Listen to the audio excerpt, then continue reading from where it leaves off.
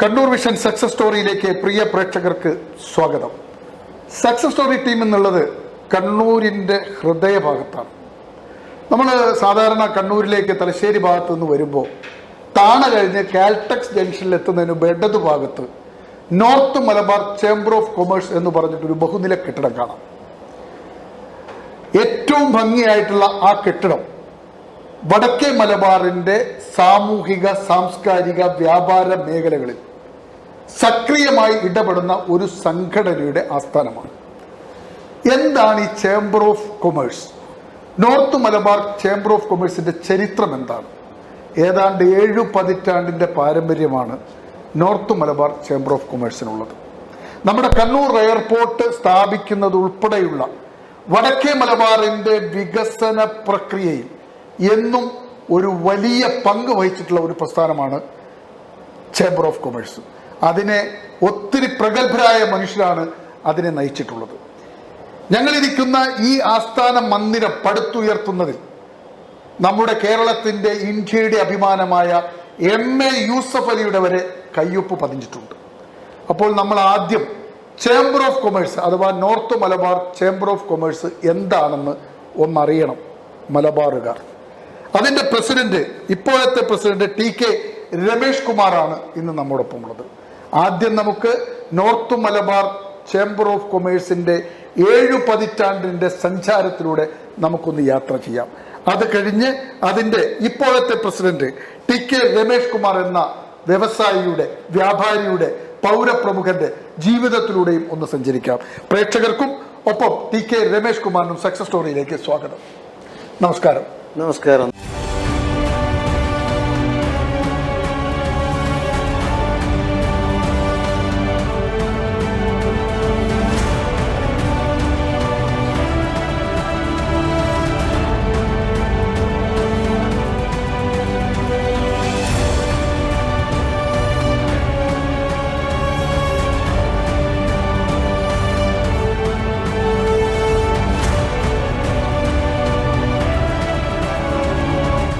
എന്തൊക്കെയുണ്ട് വിശേഷമൊക്കെ? സുഖം സുഖം. നല്ല അടിപൊളി ഡ്രസ് പാറ്റേൺ ആണ്, നല്ല കറുത്ത നല്ല അടിപൊളി ഷർട്ട്. നമ്മൾ ഈ ചേംബർ ഓഫ് കൊമേഴ്സ് എപ്പോഴും നാട്ടിലെ ഇപ്പം ജോലി സാധ്യതകളെ കുറിച്ച്, വ്യവസായങ്ങളുടെ വളർച്ചയ്ക്ക്, എയർപോർട്ടിൻ്റെ സ്ഥാപനത്തിൽ കാർഗോ വരുന്നതിൽ മുഖ്യ പങ്കാളിത്തം, വ്യവസായങ്ങൾ ഏകീകരിക്കുന്നതിൽ വലിയ പങ്കാളിത്തം, പുതിയ തലമുറയ്ക്ക് ഒത്തിരി മാർഗനിർദ്ദേശങ്ങൾ നൽകുന്ന വലിയൊരു പ്രസ്ഥാനം. അപ്പം എന്താണ് ചേംബർ ഓഫ് കൊമേഴ്സ് എന്ന് ഏറ്റവും ലളിതം, ഞാൻ പറഞ്ഞതിനപ്പുറത്തേക്ക് ഇതിൻ്റെ ഒരു കൂട്ടായ്മയെക്കുറിച്ച് താങ്കളൊന്ന് ആമുഖമായി ഒന്ന് പറയാമോ? എല്ലാവർക്കും നമസ്കാരം. North Malabar chamber of commerce രൂപീകൃതമായത് 1952 ഏകദേശം 72 വർഷങ്ങൾക്ക് മുമ്പേ കണ്ണൂരിലുള്ള പൗരപ്രമുഖർ, വ്യവസായി, വാണിജ്യ മേഖലയിൽ പ്രവർത്തിക്കുന്ന 9ഓളം പേരാണ് north Malabar chamber of commerce തുടക്കം കുറിച്ചത്. കേരളത്തിലെയും കണ്ണൂരിലെയും പ്രമുഖനായ ഒരു ഫിലാന്ത്രോപ്പിസ്റ്റ് സോമലാറൻ, അദ്ദേഹവും അദ്ദേഹത്തിൻ്റെ കൂടെ AK കാദർകുട്ടി, വെസ്റ്റ് ഇന്ത്യ പ്ലൈവുഡ്സിന്റെ, അതെ, വെസ്റ്റ് ഇന്ത്യ പ്ലൈവുഡ്സ് സ്ഥാപകൻ. ആ സ്ഥാപകനാണ് ഇതിന്റെ സ്ഥാപകൻ. സ്ഥാപനത്തിൽ ഒരാൾ വേറെ ആരൊക്കെയായിരുന്നു? അതുപോലെ സോമലാറോനെ പറ്റി പറഞ്ഞു, അതുപോലെ AK കാദർകുട്ടി, കായത്ത് ദാമോദരൻ, ദത്താനി തുടങ്ങി 8-9ഓളം പേരാണ്, CT രാമൻ നായർ, അങ്ങനെ 8-9ഓളം പേരാണ് ഈ ചേംബർ ഓഫ് കൊമേഴ്സ് തുടക്കം കുറിച്ചത്. അത്രയും പ്രഗത്ഭരായ ആളുകളാണ് ഇതിന്റെ പിന്നണിയിൽ. അവരാണ് തുടക്കം കുറിച്ച ശേഷം എന്തായിരുന്നു അന്ന് അവരുടെ ലക്ഷ്യം? നോർത്ത് മലബാറിലെ വാണിജ്യ വ്യവസായത്തിന് ഉന്നമനം തന്നെയാണ് അവരുടെ ലക്ഷ്യം, അന്ന് ലക്ഷ്യമിട്ടിരുന്നത്. അതിൽ നിന്ന് ഈ ചേംബർ ഓഫ് കൊമേഴ്സ് ഇവിടെ തുടക്കം കുറിച്ചിട്ട് അതിൽ നിന്നാണ് ചേംബർ ഓഫ് കൊമേഴ്സും നോർത്ത് മലബാറിൻ്റെ വളർച്ചയ്ക്ക് വേണ്ടിയിട്ടുള്ള വ്യവസായ, വാണിജ്യ മേഖലയുടെ വളർച്ചയ്ക്ക് വേണ്ടി പ്രവർത്തനം തുടങ്ങിയത്. അതിൽ നിന്ന് അന്ന് ഈ ചേംബർ ഓഫ് കൊമേഴ്സ് ഈ ഇപ്പോൾ കാണുന്ന ബിൽഡിങ്ങിനേക്കാളും താഴെ ഒരു ചെറിയൊരു ബിൽഡിങ്ങിലായിരുന്നു പ്രവർത്തനം തുടങ്ങിയത്. അതിനുശേഷം ഇന്നിപ്പോൾ കാണുന്ന ഈ വൈറ്റ് ലാൻഡ്മാർക്ക് ബിൽഡിങ്ങിനെ പറ്റിയൊക്കെ ഞാൻ പറയാം. അതിനു മുമ്പേ ഈ ചേംബർ ഓഫ് കൊമേഴ്സ് നിലനിന്നതിനെ കൊണ്ട് മാത്രം കണ്ണൂരിലെ വാണിജ്യ വ്യവസായ മേഖലയ്ക്ക് ഒരുപാട് ഗുണങ്ങളുണ്ടായിട്ടുണ്ട്, വലിയ നേട്ടങ്ങളുണ്ടായി. നേട്ടങ്ങൾ എന്തൊക്കെയാണ്? കണ്ണൂർ ഇന്റർനാഷണൽ എയർപോർട്ടിന് എടുത്ത് പറയാം. എപ്പോഴാണ് നിങ്ങൾ ഈ ആവശ്യം ഉന്നയിക്കുന്നത്? ഈ ആവശ്യം ഉന്നയിച്ചിട്ട് വർഷങ്ങൾക്ക് മുമ്പേ, ഇപ്പോൾ നമ്മുടെ ഇന്റർനാഷണൽ എയർപോർട്ട് ഉദ്ഘാടനം കഴിഞ്ഞിട്ട് 5 വർഷം ആയിട്ടേ ഉള്ളെങ്കിലും ഏകദേശം 20 വർഷങ്ങൾക്ക് മുമ്പേ കണ്ണൂർ ഇന്റർനാഷണൽ എയർപോർട്ടിന്റെ പ്രവർത്തനത്തിന് വേണ്ടി ആക്ഷൻ കമ്മിറ്റിയുടെ ഓഫീസ് പ്രവർത്തിച്ച ചേംബർ ഓഫ് കൊമേഴ്സിലാണ്.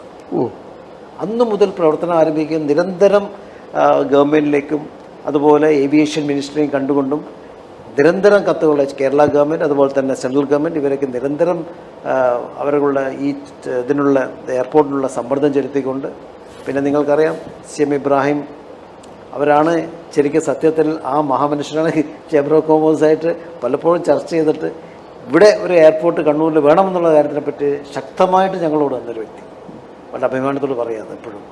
അതിനുശേഷം മുന്നേ ഉണ്ടായിരുന്ന മുഖ്യമന്ത്രിമാർ അവരൊക്കെ സപ്പോർട്ട് ചെയ്തിട്ടാണ് ഈ ചേംബർ ഓഫ് കോമേഴ്സിൻ്റെ സമ്മർദ്ദവും കണ്ണൂരുള്ള പൗരപ്രമുഖന്മാരെ മറ്റുള്ളവരെല്ലാ സമ്മർദ്ദം കൊണ്ടാണ് ഇന്ന് കണ്ണൂരിൻ്റെ ഇൻ്റർനാഷണൽ എയർപോർട്ട് സംജാതമായത്. ഇതൊക്കെ നമ്മളെ സംബന്ധിച്ച് പറയാൻ വെച്ചാൽ വിജയത്തിലൊരു പാതയെന്ന് തന്നെ പറയാം. അതിനുശേഷം എയർപോർട്ട് കഴിഞ്ഞു. പിന്നെ കണ്ണൂരിലുള്ള ഇനിയൊരു വികസനത്തിന് വേണ്ടി നമ്മൾ പ്രവർത്തിച്ചുകൊണ്ടിരിക്കുന്നത് പോർട്ടാണ്. തുറമുഖം.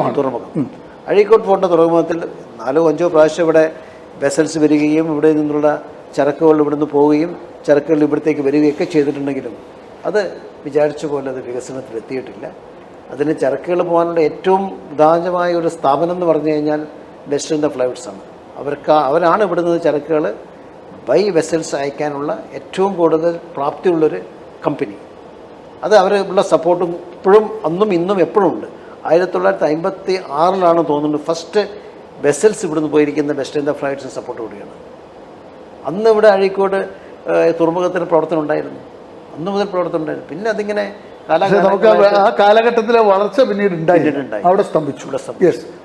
എയർപോർട്ട് യാഥാർത്ഥ്യമായി.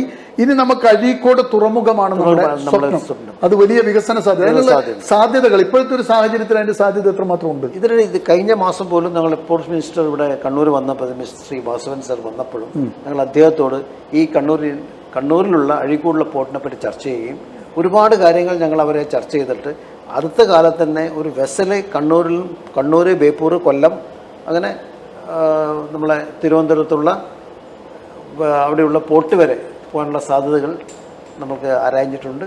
മിക്കവാറും അത് നടക്കുന്ന സാധ്യതകൾ ഏറെയാണ്. അപ്പോൾ അടുത്ത വിഴിഞ്ഞം പോർട്ടാണ് ഏറ്റവും കൂടുതൽ സാധ്യത. നമ്മൾക്ക് അഴീക്കോട് പോർട്ടിന്റെ വികസനത്തിന് ഗുണമായി വന്നിരിക്കുന്നു. ഇന്നിപ്പോൾ വിഴിഞ്ഞം പോർട്ടിൽ വന്ന സാധനങ്ങൾ, വിഴിഞ്ഞം പോർട്ടിലെ മദർഷിപ്പ് വന്നു കഴിഞ്ഞാൽ അത് നോർത്ത് മലബാറിലേക്കുള്ള സപ്ലൈ വിഴിഞ്ഞം പോർട്ടിൻ്റെ ബിസിനസ്സോടുകൂടി കൊല്ലം, ബേപ്പൂർ, കണ്ണൂർ അങ്ങനെ ഒരു ചെയിനിങ് നടത്തി വലിയൊരു പാതയാണ് പിന്തുടർന്ന് വന്നിരിക്കുന്നത് അല്ലേ? അത് വലിയൊരു വേറെ എന്തൊക്കെ മുന്നേറ്റങ്ങളാണ് ചേംബർ ഓഫ് കൊമേഴ്സ് നടത്തിയിട്ടുള്ളത്? റോഡിൻ്റെ വികസനം, ഇൻഫ്രാസ്ട്രക്ചർ ഡെവലപ്മെൻറ്റ്, ഈ നാഷണൽ ഹൈവേ NH66 വികസനത്തിന് വേണ്ടി north Malabar chamber of commerce നിരന്തരം ബന്ധപ്പെടുകയും അതിന് വേണ്ടിയിട്ടൊക്കെ ഒരുപാട് പ്രവർത്തനങ്ങൾ north Malabar chamber of commerce കാഴ്ചവെച്ചിട്ടുണ്ട്. അതിലൊക്കെ നമ്മൾ ഒരുപാട് ആൾക്കാർ, നമ്മൾ ഇന്നുള്ള പ്രസിഡന്റ് ഞാനാണെങ്കിലും അതിന് മുന്നേയുള്ള പ്രസിഡന്റുമാരൊക്കെയുള്ള പ്രവർത്തനത്തിൻ്റെ ഭാഗമായിട്ടാണ് ഈ കണ്ണൂരിൻ്റെ വികസനത്തിന് വേണ്ടി ഇൻഫ്രാസ്ട്രക്ചർ ഡെവലപ്മെൻറ്റിന് വേണ്ടിയുള്ള പ്രവർത്തനം നടന്നത്. നമ്മുടെ ഈ തെക്കൻ ജില്ലകൾ, ഇപ്പോൾ എറണാകുളം, പാലക്കാട്, ഇത്തരം വ്യവസായ നഗരങ്ങൾ നമ്മുടെ മുന്നിലുണ്ട്. നിങ്ങൾ ഈ സംഘടനകളൊക്കെ സജീവമായിട്ടും വേണ്ടത്ര ഒരു വ്യവസായിക രംഗത്തുള്ള വേണ്ടത്ര വളർച്ച നമ്മുടെ വടക്കേ മലബാറിന് ഉണ്ടായിട്ടുണ്ടോ? അതേക്കുറിച്ച് താങ്കളുടെ ഒരു ഇനി വികസനത്തിൻ്റെ കാര്യത്തിൽ വടക്കേ മലബാറിന് ഒരുപാട് സാധ്യതകളുണ്ട്. ബിക്കോസ് വികസനത്തിൻ്റെ കാര്യത്തിൽ കൂടുതൽ സ്ഥലങ്ങളും അവൈലബിൾ ആയിരിക്കുന്നത് ഇന്നിപ്പം നോർത്ത് മലബാറിലാണ്. നമ്മളൊക്കെ സത്യത്തിൽ പറയുകയാണെങ്കിൽ ഇന്നിപ്പോൾ ഞങ്ങൾ വളരെ സന്തോഷവാന്മാരാണ്. കാരണം കേരളത്തിൽ ഇനിയുള്ള വളർച്ച ഉണ്ടാകാൻ പോകുന്നത് കണ്ണൂർ, കാസർഗോഡ്. ഏതൊക്കെ മേഖലകളിൽ? എങ്ങനെ? ഇൻഡസ്ട്രീസിന്റെ കാര്യത്തിൽ തന്നെ.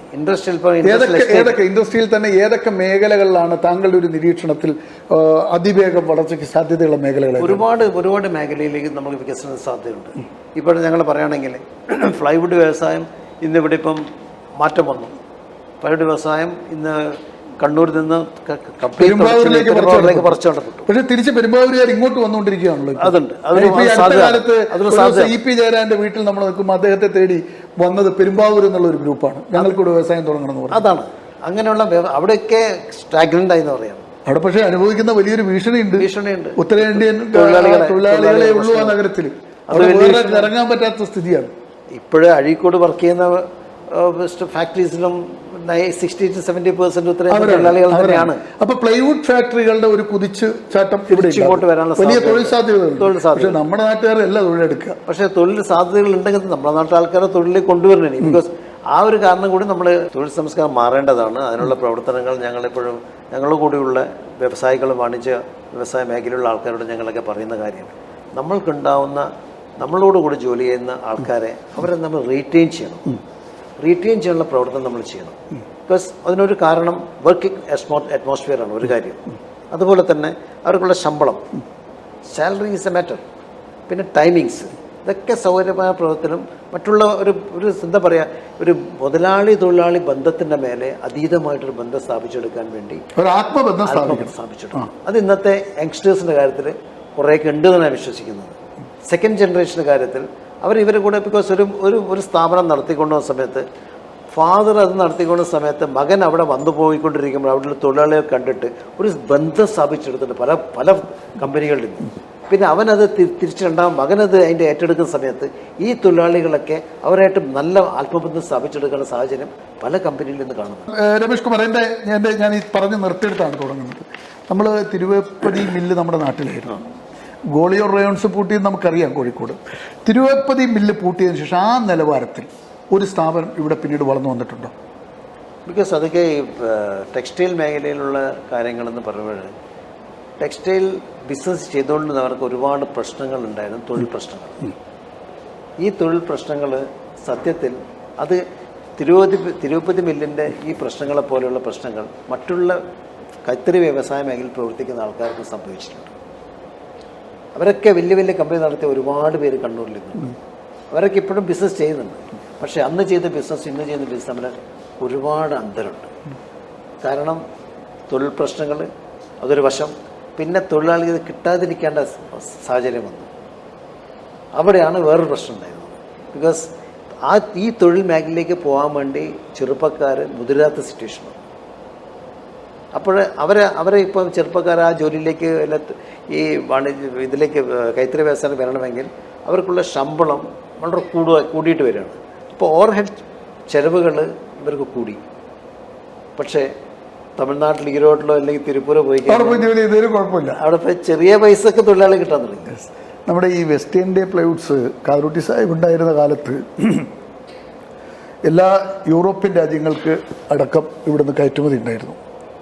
അപ്പം കാറൂട്ടി സാഹിബ് പോയി, പ്രധാനപ്പെട്ട ഹാരിസ്ക ഉൾപ്പെടെ അങ്ങനെ ആ ഗ്രൂപ്പിൽ നിന്ന് ഇനി അത്തരം സ്ഥാപനങ്ങൾ വളർന്നു വരാനുള്ളൊരു സാധ്യതയുണ്ടോ? ആ റേഞ്ചിൽ സ്ഥാപനങ്ങൾ വളർന്ന് വരാകയില്ല, വന്നുകൂടാന്നുമില്ല. കാരണം എന്താ വെച്ചാൽ ഇന്നിപ്പോൾ വ്യത്യസ്ത മേഖല, ഇന്നിപ്പോൾ നമുക്കൊരു ഗ്ലാസിൻ്റെ ഒരു വലിയൊരു ഫാക്ടറി കൊണ്ടുവരുന്നു.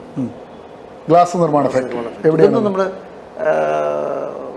കട്ടാമ്പള്ളി അല്ല, ഇവിടെ നമ്മുടെ എക്സാക്ട് സ്ഥലം എനിക്കറിയില്ല, എനിക്ക് അതിൻ്റെ ആൾക്കാരറിയാം. അവരൊക്കെ ശരിക്കും സത്യത്തിൽ പറയാ ഒരു ഗ്ലാസ് വ്യവസായ ഫാക്ടറി കണ്ണൂർ വരിക എന്ന് പറഞ്ഞു കഴിഞ്ഞാൽ അതുപോലുള്ള പുതിയ പുതിയ വ്യവസായം മുഴുവൻ നിർമ്മിച്ചിരുന്നത് കൽക്കട്ടയിലാണ്. പിന്നെ അതുപോലെ തന്നെ ഫർണിച്ചർ രംഗത്ത് വലിയ മുന്നേറ്റമാണ്, വലിയ മുന്നേറ്റം. കണ്ണൂരിന്റെ സ്ഥാനമുണ്ട്, കണ്ണൂരിന്റെ സ്ഥാനമുണ്ട്. ഇവര് കൺസോർഷ്യം രൂപീകരിച്ചിട്ട് സുനിത നാരായണന്റെ നേതൃത്വത്തിൽ, മിസ്റ്റർ രവീന്ദ്രനും രണ്ടുപേരും നമ്മളെ ചേംബറിന്റെ അംഗങ്ങളാണ്, ഭാരവാഹികളാണ്. നാരായണൻകുട്ടി ട്രസ്റ്ററാണ്, രവീന്ദ്രൻ ഡയറക്ടറാണ്. അതുപോലെ തന്നെ ഒരുപാട് പേര് അവർ ക്രോഡീകരിച്ചുകൊണ്ട് കൺസോർഷ്യം രൂപീകരിക്കുകയും ഇന്നിപ്പോൾ കണ്ണൂരിൽ ആ മേഖലയിലേക്കുള്ള വളർച്ചയുണ്ട്. അപ്പോൾ വലിയ പ്രതീക്ഷയുണ്ട് നമുക്ക്. ഈ ചേംബർ ഓഫ് കൊമേഴ്സിന്റെ ഒരു സംഘടനാ സംവിധാനം എങ്ങനെയാണ്? അത് ജില്ല മുഴുവൻ വ്യാപിച്ചു കിടക്കുന്ന ഒരു സ്ട്രക്ചറാണോ? അതിന്റെ ഒരു സ്വഭാവം എന്താണ്? North Malabar chamber of commerce ഇന്നിപ്പോഴും 4 ചാപ്റ്റേഴ്സ് ഉണ്ട്. എവിടെയൊക്കെയാണ്? ഒന്ന് കാസർഗോഡ് ചാപ്റ്റർ. കാസർഗോഡ് ഭാഗങ്ങളുടെ വികസനത്തിന് വേണ്ടി ആ ചാപ്റ്ററിലെ കൺവീനറും joint convener, chairman, vice chairman, ഈ മേഖലയിലേക്കുള്ള ആൾക്കാരെ അവരവിടെ ഓഫീസ് ബേറായി ഇരുന്നുകൊണ്ട് ആ ഭാഗത്തുള്ള പ്രവർത്തനം നടക്കും. ബാക്കി 2 അതുപോലെ ആണ് നമ്മൾ തൈശ്ശേരിയുള്ളത്. തൈശ്ശേരി കണ്ണൂരിനെ സംബന്ധിച്ചപ്പോൾ തൈശ്ശേരി വലിയൊരു ഇമ്പോർട്ടൻറ്റ് സിറ്റിയാണ്. ട്വിൻ സിറ്റി എന്ന് തന്നെ പറയും. ട്വിൻ സിറ്റിയാണ്. ട്വിൻ സിറ്റിയാണ്. ഹൈദരാബാദ് സെക്കൻഡറാബാദ് പറയുന്നത്. അതുപോലെ ട്വിൻ സിറ്റിന്റെ പ്രവർത്തനത്തിന് വേണ്ടി തൈശ്ശേരി ഞങ്ങൾക്കൊരു ചാപ്റ്റർ ഉണ്ട്. പിന്നെ വേറെ എവിടെയാണുള്ളത്? പിന്നെയുള്ളത് എയർപോർട്ട് സിറ്റി ചാപ്റ്റർ, മട്ടന്നൂർ ഭാഗങ്ങളിലേക്കുള്ള അതുകൊണ്ട്. പിന്നെ വേറൊരു ചാപ്റ്റർ നമുക്കുള്ളത് UAE-ലാണ്. ഈ സ്ഥാപനം അതിന്റെ ഒരു ലക്ഷ്യം എന്താണ്? UAE-ലുള്ള നമ്മളെ കണ്ണൂരുകാർ, കണ്ണൂരിൻ്റെ വികസനം, അവർ നാളെ കണ്ണൂരിലേക്ക് തിരിച്ചു വന്നു കഴിഞ്ഞാൽ എന്ത് തരത്തിലുള്ള വ്യവസായ വാണിജ്യം തുടങ്ങണമെങ്കിൽ അതിന് സഹായകമാകുന്ന കാര്യം north Malabar chamber of commerce ഉണ്ടാവുന്നുണ്ട്. അതിനുള്ള ഒരു പ്രവർത്തനത്തിന് വേണ്ടിയിട്ടുള്ള നല്ല നെറ്റ്വർക്കാണ് അവിടെയുള്ളത്. UAE-ൽ ആരൊക്കെയാണ് അത് നേതൃത്വം കൊടുക്കുന്നത്? UAE-ലുള്ളത് അസനിക, നികേഷ്, അങ്ങനെ കുറെ പേരുണ്ട്. കണ്ണൂർ എയർപോർട്ടിന്റെ ഡയറക്ടർ ഹസൻ അല്ല, കുഞ്ഞിയാണോ? ഹസൻ കുഞ്ഞല്ല, ഹസനല്ല, വേറെ ഹുസൈൻ എന്ന് പറഞ്ഞു. ഹുസൈൻ്റെ നേതൃത്വത്തിലുള്ള ആളുകളാണ് അവിടെ. ആളുകളാണ്. പിന്നെ നിക്കേഷ് ഉണ്ട്, കണ്ണൂർക്കാരനാണ്. നിങ്ങൾക്കറിയാം രാമകൃഷ്ണന്റെ മകൻ നമ്മുടെ പാസ്റ്റ് പ്രസിഡന്റ് ആയിരുന്നു. രാമകൃഷ്ണൻ എന്ന് പറഞ്ഞു കഴിഞ്ഞാൽ അദ്ദേഹം കുവൈറ്റിലായിരുന്നു, കുറെ കാലം ഉണ്ടായിരുന്നു, കണ്ണപുരത്ത് താമസിക്കുന്നതാണ്. അദ്ദേഹത്തിന്റെ മകൻ നിക്കേഷ്, അദ്ദേഹമാണ് അവിടെ നേതൃത്വം കൊടുക്കുന്നത്. അവിടെ ഇപ്പോഴത്തെ കൺവീനർ അദ്ദേഹമാണ്. അതെ. നിങ്ങളുടെ ഈ സംഘടനയിൽ എത്ര മെമ്പർമാരുണ്ട് ഇപ്പോൾ? നോർത്ത് മലബാർ ചേംബർ ഓഫ് ഇപ്പോൾ എല്ലാ ചാപ്റ്റേഴ്സും കൂടി കഴിഞ്ഞാൽ നിയർലി 1000 മെമ്പേഴ്സ് ഉണ്ട്. 1000 മെമ്പേഴ്സ് ഉണ്ട്. 1000 വ്യവസായികളുണ്ട്, വ്യാപാരികളുണ്ട്, സംരംഭകരുണ്ട്. അപ്പോൾ അത്രയും സ്ട്രോങ് ആണ്. എങ്ങനെയാണ് ഇത്രയും നല്ലൊരു ആസ്ഥാന മന്ദിരം ഇവിടെ യാഥാർത്ഥ്യമായത്? അതാണ് ഞങ്ങൾ സത്യത്തിൽ പറയുക. 2006 ഈ ആസ്ഥാന മന്ദിരത്തിന് തുടക്കം. ഈ വലിയ ആസ്ഥാന മന്ദിരം 2006. അതിനുശേഷം ഇവിടെയുള്ള പ്രസിഡന്റ്, അന്ന് പ്രസിഡന്റായിരിക്കുന്ന ശ്രീ മഹേഷ് ചന്ദ്ര ബാലിക, അതിന്റെ കൂടെ പ്രവർത്തിച്ച CV ദീപക്, വിനോദ് നാരായൺ, ജയചന്ദ്രൻ, ഇവരൊക്കെയാണ് ഇതിന് നേതൃത്വം കൊടുത്തിരിക്കുന്നത്. അവർ ഇവരൊക്കെ കൂടി നേതൃത്വം കൊടുത്തിട്ട്, അത് മാത്രമല്ല എൻ്റെ കൂടെ കുറെ പേരുണ്ട് പറയാം, എല്ലാവരുടെ പേരും പറയുന്നില്ല. നേതൃത്വം ഇവരൊക്കെ ഓഫീസ് ബേരേഴ്സും മറ്റുള്ള അപ്പുറം ആൾക്കാരൊക്കെ ഉണ്ട്. ഇവരൊക്കെ കൂടിയിട്ട് ഈ ബിൽഡിംഗ്, പഴയ ബിൽഡിംഗ് പൊളിച്ചു മാറ്റിയിട്ട് പുതിയ ബിൽഡിങ്ങിന് തുടക്കം കുറിച്ചിരിക്കുകയാണ്. ഈ നാഷണൽ ഹൈവേയുടെ തൊട്ടിട്ട് ഹൃദയത്തിൽ അന്ന് തുടക്കം കുറിച്ച് ഏകദേശം 4-5 വർഷം കൊണ്ട്, 5 വർഷം എടുത്ത് പോകുന്നുണ്ട് ഇത് പുതിയ ബിൽഡിംഗ് കംപ്ലീറ്റ് ചെയ്യാൻ വേണ്ടിയിട്ട്. അങ്ങനെ 4 ഫ്ലോറിനുള്ള ഫൗണ്ടേഷൻ ഇട്ടിട്ട് അന്ന് 2 ഫ്ലോർ കംപ്ലീറ്റ് ചെയ്തു. വളരെ മനോഹരമായി 2 ഫ്ലോർ കംപ്ലീറ്റ് ചെയ്തു. അത് 250 ആക്കി ഇരിക്കാനുള്ള 2 ഹാള്, ഏകദേശം 50 പേർക്ക് ഇരിക്കാനുള്ള വേറൊരു ചെറു ബോർഡ് റൂം, അങ്ങനെ കംപ്ലീറ്റ് ചെയ്തു. ഇതിന് മുകളിലുള്ള നിലയിലേക്ക് 2 സ്ട്രക്ചർ മാത്രമേ ഉണ്ടായിരുന്നു, 3rd-ഉം 4th-ഉം. ഫസ്റ്റ് അല്ല, സെക്കൻഡും തേർഡും. അപ്പോൾ ഈ ഫസ്റ്റും ഗ്രൗണ്ടും ഫസ്റ്റും പണി കഴിഞ്ഞു. അതിൻ്റെ മുകളിൽ സ്ട്രക്ചർ ഇട്ടിട്ട് ഇങ്ങനെ കുറച്ച് കാത്തിരിക്കുക. 2020 ഡോക്ടർ ജോസഫ് ബെനവൻ, അദ്ദേഹം ഇന്നിപ്പം കണ്ണൂരിലുള്ള ലൂർദ് ഹോസ്പിറ്റലിന്റെ ചെയർമാൻ MD, അദ്ദേഹത്തിന്റെ കമ്മിറ്റി വന്നപ്പോഴും അതിന് മുന്നേ ചർച്ചകൾ ഉണ്ടായിരുന്നു. ചർച്ച വന്നപ്പോഴും നമുക്കിതിനൊരു ഈ 2nd-ഉം 3rd ഫ്ലോർ നമുക്ക് എന്തുകൊണ്ട് കംപ്ലീറ്റ് ചെയ്തുകൊണ്ടാന്നുള്ള തീരുമാനത്തിലേക്ക് വന്നു. അന്ന് അതിൻ്റെ ഡോക്ടർ ജോസഫ് ബെനവൻ്റെ കൂടെ ഉണ്ടായിരുന്ന ടീമിലെ വൈസ് പ്രസിഡന്റ് ആയിരുന്നു ഞാനൊക്കെ.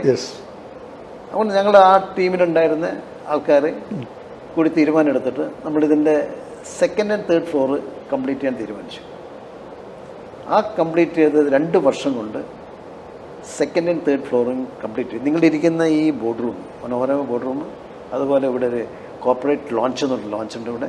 പിന്നെ ഓഫീസ് ബെറേഴ്സ് 2 പ്രസിഡന്റ് സെക്രട്ടറി ക്യാബിൻ, പിന്നെ ഓഫീസ് ബെറേഴ്സ് മീറ്റിംഗ് കൂടാൻ വേണ്ടിയിട്ട് ഒരു റൂം, അതൊക്കെ എല്ലാം എയർ കണ്ടീഷനാണ്. ഈ റൂം കൂടി എടുത്തു. അതിന് മുകളിലുള്ള റൂം കൂടി. MA യൂസഫ് അലി എങ്ങനെയാണ് ഇതിനകത്ത് കയ്യൊപ്പ്? MA യൂസഫ് അലി മുമ്പേ ഉണ്ടായിരുന്ന ഓഫീസ് ബെറേഴ്സ് MA യൂസഫ് അലിയെ ദുബായി പോയി കാണുകയും അദ്ദേഹത്തോട് പറഞ്ഞു, ഇങ്ങനെ നമ്മുടെ നോർത്ത് മലബാർ ചേംബർ ഓഫ് കോമേഴ്സിൻ്റെ ബിൽഡിങ്ങിൻ്റെ പ്രവർത്തനം നടന്നുകൊണ്ടിരിക്കുകയാണ്, അതിനൊരു സഹായം അഭ്യർത്ഥിച്ചു. അഭ്യർത്ഥിച്ച സമയത്ത് അദ്ദേഹം നല്ലൊരു തുക. ഞാൻ ചടങ്ങിൽ പങ്കെടുത്ത ഒരു മാധ്യമപ്രവർത്തകനാണ്. കാരണം യൂസഫ് അലിയുടെ ഒരു ബ്രദർ ഉണ്ട്, കാഞ്ചിമഹൽ ഷൗക്കത്ത്. അദ്ദേഹം തലശ്ശേരി ഒരു വ്യാപാരിയായിരുന്നു, കാഞ്ചിമഹൽ ജ്വല്ലറി. യൂസഫ് അലി ഖാൻ്റെ പിതാവിൻ്റെ സഹോദരപുത്രനാണ്. അപ്പോൾ അന്ന് ഞങ്ങളെല്ലാവരും ഒരുമിച്ച് ബ്രേക്ക്ഫാസ്റ്റ് ഉണ്ടായിരുന്നു. അപ്പോൾ അന്ന് എനിക്ക് ഓർമ്മയുണ്ട് അന്ന് യൂസഫ് അലി വന്നതും ആ പ്രഖ്യാപനം നടത്തിയതും ഫണ്ട് കൈമാറിയതൊക്കെ. അതാണ് ഞാൻ ചോദിക്കാൻ കാരണം. അതെ, അദ്ദേഹമാണെന്ന് ഉദ്ഘാടനം. ഈ നോർത്ത് മലബാർ ചേംബർ ഓഫ് കൊമേഴ്സിന് യൂത്ത് വിങ് അങ്ങനെ എന്തെങ്കിലും സംവിധാനം? നോർത്ത് മലബാർ ചേംബർ 2 വിങ്സ് ഉണ്ട്, 2 ചിറകളാണ്. ഒന്ന് യൂത്ത് വിങ്, അതിപ്പോൾ നമ്മൾ പേര് മാറ്റിയിട്ട് യങ് എൻ്റർപ്രണേഴ്സ് ഫോറം എന്ന് പേര് മാറ്റിയിട്ടുണ്ട്. അതുപോലെ തന്നെ വിമൻസ് വിങ്, വനിതാ വിങ് ഒരുപാട് പ്രോഗ്രാംസുകൾ വനിതാ വിങ് ചെയ്യാറുണ്ട്. വനിതാ വിങ്ങിന്റെ പ്രസിഡന്റും സെക്രട്ടറിമാരാണ് ഇപ്പോഴുള്ള ചെയർപേഴ്സൺ എന്ന് പറഞ്ഞു കഴിഞ്ഞാൽ നമ്മുടെ ഡോക്ടർ ബെനവൻ്റെ വൈഫാണ്, ഷൈൻ ബെനവൻ. ഞങ്ങളുടെ സക്സസ് സ്റ്റോറിയിൽ ഡോക്ടർ ബെനവൻ വന്നിട്ടുണ്ട്. അതുപോലെ അതിന് പിന്നെ office vice chairman Nitha and vice convener Nisha. നിങ്ങളുടെ പ്രസിഡന്റ് പദവിയിലുള്ള സഹഭാരവാഹികൾ ആരൊക്കെയാണ്? എൻ്റെ കൂടെ സെക്രട്ടറി ആയിരിക്കുന്നത് അനിൽകുമാറാണ്. കോളേജ് ഓഫ് കൊമേഴ്സിന്റെ ഒത്തിരി വിദ്യാഭ്യാസ സ്ഥാപനങ്ങൾ. ഈ അനിൽകുമാറിന്റെ കഥ പറഞ്ഞ അദ്ദേഹം സക്സസ് സ്റ്റോറിൽ വന്നിരുന്നു. ഒരു ദിവസം വിദേശത്ത് അബുദാബി എയർപോർട്ടിൽ, ഞാൻ UAE നിന്ന് തിരിച്ചു വന്ന് അബുദാബി എയർപോർട്ടിൽ കയറാൻ ചെല്ലുമ്പോൾ അദ്ദേഹത്തിൻ്റെ ഒരു ശിഷ്യനാണ് ആ കൗണ്ടർ കൈകാര്യം ചെയ്യുന്നത്. അതിനു പുറമെ നമ്മുടെ കാർഗിൽ യുദ്ധത്തിൽ പങ്കെടുത്ത മനീഷ്, അദ്ദേഹം യുദ്ധത്തിൽ കാല് നഷ്ടപ്പെട്ട ആളാണ്. അദ്ദേഹത്തെ കാണാൻ പോയപ്പോൾ അദ്ദേഹം പറഞ്ഞു, അനിമാഷ് ഇല്ലായിരുന്നുവെങ്കിൽ ഒരുപക്ഷെ ഞാൻ ഈ നിലക്കെത്തുമായിരുന്നില്ല. അങ്ങനെ എവിടെ പോയാലും ഈ അനിമാഷ ശിക്ഷ സമ്പത്ത് 1,00,000 പേരാണ് ലോകം മുഴുവൻ വ്യാപിച്ചത്. ഒരുപാട് പേരും മാത്രമല്ല, അദ്ദേഹത്തിന് ഇന്നിപ്പോൾ north Malabar chamber of commerce secretary ആയിരിക്കുന്ന അനിൽകുമാർ എന്ന അനിമാഷ് ഇതിൻ്റെ വലിയ സ്ട്രെങ്ത്താണ്. ഇന്ന് നമ്മൾ ഇതെല്ലാം whatever is going to happen also because of team work. ഞാൻ വിശ്വസിക്കുന്ന വ്യക്തിയാണ്. എല്ലാവരും ടീം വർക്ക് ഇല്ലാതെ ഇൻഡിവിജ്വൽ കാണ്ട് ഡു എനിത്തിങ്. നമ്മളെ പ്രധാന ലക്ഷ്യങ്ങളിൽ ഒന്ന് തുറമുഖം, രണ്ടാമത് നമ്മൾ ആലോചിക്കുന്നത് എന്താണ്, വ്യവസായം. എയർപോർട്ടിന്റെ വികസനം, അതിനകത്ത് ഇപ്പൊ ആകെ ആശങ്കയാണ്. ഒരു നിലക്കും മുന്നോട്ട് പോകുന്നില്ല. 5 വർഷം കഴിയുകയാണ്, ഒരു പോയിന്റ് ഓഫ് ഓർഡർ കിട്ടുന്നില്ല, കൂടുതൽ ഫ്ലൈറ്റുകൾ വരുന്നില്ല. എന്താണ് അതിനകത്ത് ഇനി അടുത്ത സ്റ്റെപ്പ്? പോയിന്റ് ഓഫ് കോള് എന്ത് തന്നെയാലും കണ്ണൂർ ഇന്റർനാഷണൽ എയർപോർട്ടിന് കിട്ടേണ്ടതാണ്. അത് കിട്ടുമെന്ന വിശ്വാസം നമുക്കുണ്ട്. ഗോവക്ക് വരെ ഇപ്പോൾ കിട്ടിയതാണ് പറയുന്നത്. ഗോവയ്ക്ക് കൊടുത്തിരിക്കുന്ന വേറെ ഇതാണ്, ബിക്കോസ് അവർ എയർപോർട്ട് മാറി പുതിയ എയർപോർട്ട് സമയത്ത് കൊടുത്തിൻ്റെ കാര്യങ്ങളാണ്, വ്യത്യാസമുണ്ട്. മാത്രമല്ല, ഈ നോർത്ത് മലബാറിൻ്റെ വികസനത്തിൻ്റെ ഒരു ഗേറ്റ് വേ ആണ് കണ്ണൂർ ഇന്റർനാഷണൽ എയർപോർട്ട്. അത് തുടക്കം കുറിച്ചു, പക്ഷേ ഇൻ ബിറ്റ്വീൻ ഒരു പ്രശ്നം ഇവിടെ ഉണ്ടായി. ഗോ ഫസ്റ്റ് സ്റ്റോപ്പ് ചെയ്തു. അതാണ് ഏറ്റവും വലിയ തിരിച്ചടി വന്നത്. എയർപോർട്ടിൽ ഒരു 3-4 കിടക്കുന്നുണ്ട്. 6 ഫ്ലൈറ്റ് അവിടെ കിടക്കും. 6 ഫ്ലൈറ്റ് കണ്ണൂർ എയർപോർട്ടിൽ കിടക്കുകയാണ്. അവർ കൊണ്ടുപോയിട്ടില്ല. നമുക്ക് പൈസ തരാനുണ്ടെന്നു, എയർപോർട്ടിന് വലിയ പൈസ കൊടുക്കാനുണ്ട്. ഞാൻ ഇതിനിടെ എൻ്റെ MD ആയിട്ട് സംസാരിച്ചപ്പോൾ ഏകദേശം 1.5 കോടി അവര് പാർക്കിംഗ് ഫീ ആയിട്ട് കൊടുക്കേണ്ടി വരും. ഇനിയിപ്പോ ദിനേഷ് കുമാർ പുതിയ MD വന്നിട്ട് അദ്ദേഹത്തിനുള്ള പ്രതീക്ഷ എത്രമാത്രം? അദ്ദേഹത്തിൽ നമുക്ക് ഒരുപാട് പ്രതീക്ഷയുണ്ട്. സ്റ്റിൽ നമ്മൾ അദ്ദേഹത്തിന്റെ പ്രവർത്തനത്തിന് പ്രതീക്ഷ അർപ്പിക്കുന്നു.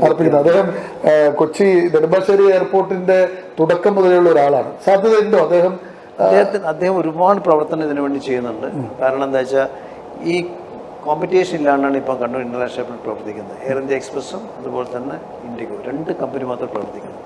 അത് ആ ഒരു കാരണമാണ് ഇന്ന് അവിടുത്തെ ഫെയറിൻ്റെ കാര്യത്തിൽ. ഈ ഫെയർ കുറഞ്ഞാൽ മാത്രമേ കൂടുതൽ യാത്രക്കാരുടെ സാധ്യതയുള്ളൂ. അതൊരു വശം. രണ്ടാമത് കൂടുതൽ ഫ്ലൈറ്റ്സ് വരും. ഈ 2 സാധ്യതകളും എമിറേറ്റ്സും ഖത്തർ എയർവേസും ബ്രിട്ടീഷ് എയർവേസും ഒക്കെ വന്നിറങ്ങുന്ന നമുക്ക് സ്വപ്നം കാണാൻ പറ്റും. അതൊക്കെ വന്നു കഴിഞ്ഞാൽ വരും. ഒരു ഡബിൾ ഡെക്കറെല്ലാം വന്ന് ഇറങ്ങും. തീർച്ചയായിട്ടും വരും. പാർലമെന്ററി കമ്മിറ്റി ഇവിടെ വന്ന സമയത്ത് കണ്ണൂർ ഇന്റർനാഷണൽ എയർപോർട്ടിൽ അവർ വിസിറ്റ് ചെയ്ത സമയത്ത് അവർ പറഞ്ഞ വാക്കുകൾ എന്ന് വെച്ചാൽ, this is one of the best airport in India, one of the best airport in India. അതിൻ്റെ കാരണം കൊണ്ട് എന്ത് തന്നെയായാലും കണ്ണൂർ ഇന്റർനാഷണൽ എയർപോർട്ടിന് പോയിന്റ് ഓഫ് കോൾ എന്ന പദവി കൊടുക്കണമെന്നാണ് അവർ റെക്കമെൻഡ്. ശ്രീ രമേഷ് കുമാർ ഇതിന്റെ ചേംബർ ഓഫ് കൊമേഴ്സിന്റെ പ്രസിഡന്റ് പദവിയിൽ വന്നതിന് ശേഷം നടത്തിയിട്ടുള്ള പ്രവർത്തനങ്ങളെ കുറിച്ച് ആദ്യം ഒന്ന് ചോദിച്ചറിയാം. അതിനുശേഷം രമേഷ് കുമാറിനെ അറിയാനുള്ള ഒരു യാത്ര നമുക്ക് നടത്താം. രമേഷ് കുമാർ, താങ്കൾ പ്രസിഡന്റായിട്ട് ഇപ്പോൾ എത്ര വർഷമായി? ഞാൻ ഡിസംബർ 29, 2022 2022 ഡിസംബറിൽ അധികാരത്തിൽ വന്നു. അതിനുശേഷം 22, 23 മാർച്ചിൽ തന്നെ chamber gold cup football tournament കണ്ണൂരിൽ വെച്ച് നടത്തി. അത് ആദ്യമായിട്ടാണ് അങ്ങനെ? ആദ്യമായിട്ട് നടത്തുകയും അത് വലിയൊരു സക്സസ് ആയി മാറുകയും അതിന്റെ സെക്കൻഡ് എഡിഷൻ ഏപ്രിൽ 24 രണ്ടാമത്തെ എഡിഷൻ കൂടി കംപ്ലീറ്റ് ചെയ്തു. അതും സക്സസ്ഫുൾ ആയി. പിന്നെ ഒരു ചെയ്തൊരു കാര്യം, നിരന്തരം ഞങ്ങൾ ഗോൾഫ് കളിക്കാരനാണോ? ഞാൻ ഫുട്ബോൾ കളിക്കാരനല്ല, ആസ്വദിക്കുന്ന വ്യക്തി. UAE ദുബായ് ഗോൾഫ് ക്ലബിന്റെ സ്ഥാപകരിൽ ഒരാൾ തലശ്ശേരിക്കാരനാണ്. ഫുട്ബോളിന്റെ അല്ല, ഗോൾഫിന്റെ. നമ്മൾ ഫുട്ബോൾ നമ്മുടെ football chamber gold club football tournament. അപ്പം അത് ഇവിടെ നമ്മുടെ ടഫിൽ വെച്ച് നടത്തി. ഏകദേശം അതിൽ പങ്കെടുത്തവരൊക്കെ ഞങ്ങളെ ചേംബർ മെമ്പേഴ്സാണ്. നമ്മളെ വ്യവസായ ടീമുകളെ പങ്കെടുത്തത്, വ്യാപാര വ്യവസായത്തിലുള്ള ആൾക്കാരാണ് പങ്കെടുത്തത്. നമ്മളെ വ്യവസായം ചേംബറിൻ്റെ മെമ്പേഴ്സ് മാത്രമാണ്. ഏകദേശം 8-9 ടീമുകൾ തമ്മിലാണ് മത്സരം ഉണ്ടായിരുന്നത്. ഫസ്റ്റ് അതിൻ്റെ കപ്പിന് ഗോൾഡ് കപ്പ് നേടിയത് നമ്മുടെ സന്തോഷ് ഉണ്ടല്ലോ, ഡയമണ്ട് പെയിൻറ്റ്സ്, അവരാണ് ഫസ്റ്റ്. നമ്മുടെ ചേംബറിൻ്റെ ഡയറക്ടർ കൂടി അദ്ദേഹത്താണ്, ഡയമണ്ട് പെയിൻറ്റ്സ് ആണ് ഫസ്റ്റ് ഗോൾഡ് കപ്പ് നേടിയത്. സെക്കൻഡ് ഗോൾഡ് കപ്പ് ചെയ്തത് നെക്ഷൻ മൊയ്തോടെ നെക്ഷനാണ് സെക്കൻഡ് ടൈം 24ലുള്ള വേൾഡ് കപ്പ് നേടിയിരിക്കുന്നത്. അത് രണ്ടാമതും 2024 വീണ്ടും നടത്തി. പ്രധാനപ്പെട്ട കാര്യങ്ങൾ പിന്നെ നടത്തിയിരിക്കുന്നത് നമ്മൾ നിരന്തരം ഇവിടെയുള്ള MP, MLA, മേയർ, ജില്ലാ പഞ്ചായത്ത് പ്രസിഡന്റ്, ഗവൺമെൻറ് ഓഫീഷ്യൽസായിട്ട് നിരന്തരം ബന്ധപ്പെടുകയും അതിൻ്റെ ഭാഗമായി ഈ സൊസൈറ്റിയുടെ ഡെവലപ്മെൻറ്റിന് വേണ്ടിയിട്ട് നമ്മൾ നിരന്തരം ബന്ധപ്പെടുന്ന ഓർഗനൈസേഷൻ ഡോക്ടർ ചന്ദ്ര കോമസ്. അതിൽ നിന്ന് അതിൽ വർഷങ്ങളായി ചെയ്തുകൊണ്ടിരിക്കുന്ന കാര്യമാണ്. ഇപ്പോൾ MSME ഹെൽപ്പ് ഡെസ്ക് എന്നുള്ള പേരിൽ ഈ കഴിഞ്ഞ ജൂലൈ 23 നമ്മൾ ഒരു MS ഹെൽപ്പ് ഡെസ്ക് ഇവിടെ തുടങ്ങി, DICയുടെ സഹായത്തോടു കൂടി. ആ DICയുടെ സഹായത്തോടു കൂടി ഈ ഇതിൽ പങ്കെടുക്കുന്ന ആൾക്കാർ, ഇവിടെയുള്ള വ്യാപാരി വ്യവസായികൾ അവരുടെ പ്രശ്നങ്ങൾ സംസാരിക്കാൻ വേണ്ടിയിട്ടാണ് മാസത്തിലെ ലാസ്റ്റ് വെള്ളിയാഴ്ച ചേംബറിൽ വെച്ചിട്ട് MSME ഹെൽപ്പ് ഡെസ്ക് അവർ കൊണ്ടുവന്ന പ്രശ്നങ്ങൾ അതിലെ പ്രശ്നങ്ങൾ സംസാരിക്കാൻ വരുന്നവിടെ നമ്മുടെ ചേംബർ മെമ്പേഴ്സും ഇവിടെ വ്യാപാരി വ്യവസായികളാണ്, ഗവൺമെൻറ് ഓഫീഷ്യൽസാണ് പ്രശ്നങ്ങൾ കേൾക്കാൻ വേണ്ടിയിട്ട് ഇവിടെ ഉണ്ടാവുന്നത്. അതിൽ അവർ പറയുന്ന പ്രശ്നങ്ങൾക്കൊരു പരിഹാരം കാണാനും അതുപോലെ പരിഹാരത്തിന് ത്രൂ DIC അതിനുള്ള പരിഹാരം കാണുന്നു. അങ്ങനെ ഒരുപാട് തീർപ്പ് കൽപ്പിക്കാൻ ഞങ്ങൾ സാധിച്ചു. ഓക്കെ, ഇനി താങ്കളിലേക്കൊന്ന് വന്നോട്ടെ. കാരണം ഇത് പറഞ്ഞാൽ ഇനിയും താങ്കൾ നടത്തിയ വികസന പ്രവർത്തനങ്ങളുടെ അല്ലെങ്കിൽ നടപ്പിലാക്കിയ പദ്ധതികളുടെ വലിയൊരു നിരയുണ്ട്. ഈ കളരിപ്പയറ്റ് എന്ന് പറഞ്ഞാൽ കേരളം ഞെട്ടിപ്പോയതൊന്നാണ്. ഞങ്ങളൊക്കെ ആ വാർത്ത കണ്ടതാണ്. അന്ന് ക്ഷണമുണ്ടായിട്ടും പല കാരണങ്ങളും വരാൻ പറ്റിയില്ല. വലിയ പരിപാടിയായിരുന്നു. താങ്കൾ എവിടെയാണ് ജനിച്ചത് ശരിക്കും? ഞാൻ കണ്ണൂർക്കാരനാണ്. കണ്ണൂർ എവിടെയാണ്? Native place Pallikkunnu. കണ്ണൂർ പള്ളിക്കുന്ന്. വനിതാ കൃഷ്ണമേനോൻ വനിതാ കോളേജ് ഇരിക്കുന്ന കഴിഞ്ഞിട്ട് എൻ്റെ മുകളിൽ തണക്കൽ തറവാട്. മാതാപിതാക്കൾ? എൻ്റെ ഫാദർ കണ്ണൂർ മുനിസിപ്പാലിറ്റിയിൽ ഇൻസ്പെക്ടറായിരുന്നു. എന്തായിരുന്നു പേര്? PVC മേനോൻ. അമ്മ ജാനകിയമ്മ.